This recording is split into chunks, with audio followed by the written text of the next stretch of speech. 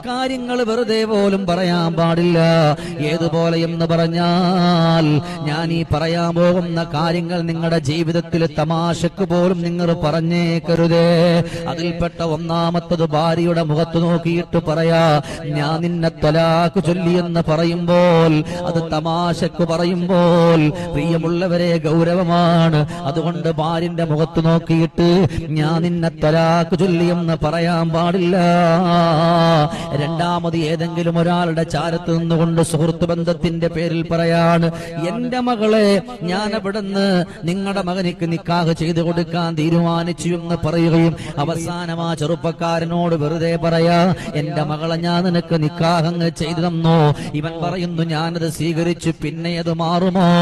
അതുകൊണ്ട് തമാശക്ക് പോലും ഇങ്ങനെയുള്ള കാര്യങ്ങൾ നമ്മുടെ ജീവിതത്തിലൂടെ പറഞ്ഞേക്കരുത്. ഞാൻ നിന്നെ ത്വലാഖ് ചൊല്ലിയെന്ന് പറയരുത്.